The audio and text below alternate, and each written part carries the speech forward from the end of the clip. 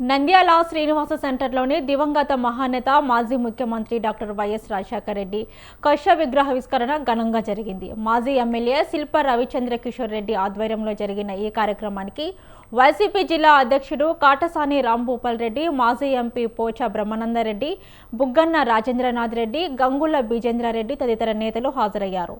శిల్ప రవిచంద్ర కిషోర్ రెడ్డి గృహం నుండి శ్రీనివాస్ సెంటర్ వరకు వైసీపీ నాయకులు, కార్యకర్తలు, అభిమానులు పెద్ద ఎత్తున ర్యాలీ నిర్వహించారు.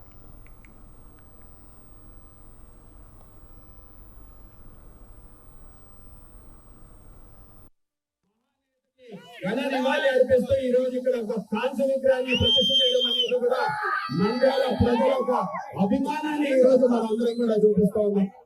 ఈ రోజు చాలా మంది అనుకుంటున్నారు 2024లో ఈ రోజు ఏ రకంగా అయితే రాజశేఖర రెడ్డి గారి విగ్రహం చెడిపోయిందో మరొక విగ్రహం రాదేమో అని చెప్పేసి అనుకున్నారు. ఏ రకంగా అయితే ఫైబర్ విగ్రహం స్థానంలో కాంస్య విగ్రహం వచ్చిందో రేపు పొద్దున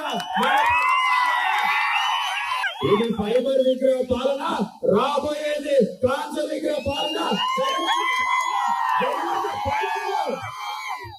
ప్రజలందరూ కూడా ఎదురు చూస్తున్నటువంటి రాజ్యాన్ని తిరిగి స్థాపిస్తామని చెప్పేసి కూడా ఈ రోజు గర్వంగా తెలియజేసుకుంటా ఉన్నాం.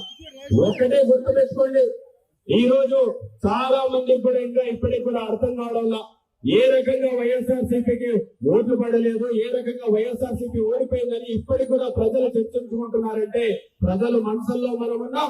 ఏదో జరిగిందనే విషయాన్ని ప్రజలందరూ కూడా చర్చించుకుంటున్నారనేది ఈ రోజు గమనించాల్సినటువంటి అంశం.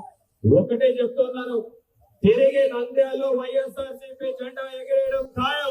మహానేతకి ఘన నివాళి అర్పిస్తూ ఈ రోజు ఇక్కడ ఒక కాంస్య విగ్రహాన్ని ప్రతిష్ఠ చేయడం అనేది కూడా వైఎస్ఆర్ కష విగ్రహానికి గజమాలలు సమర్పించి ఘన నివాళులు అర్పించారు. వైఎస్ఆర్ విగ్రహావిష్కరణకు అశేష జనవాహిని తరలిరావడం మహానేతపై ఉన్న అపార అభిమానానికి నిదర్శనమని కాటసాని రాంభూపాల్ రెడ్డి అన్నారు. వైఎస్ఆర్ బాటలో నడిచిన జగన్మోహన్ రెడ్డి రాష్ట్రాన్ని ముందుకు నడిపించారని, సంక్షేమ అభివృద్ధికి తీవ్రంగా కృషి చేశారని గుర్తు చేశారు.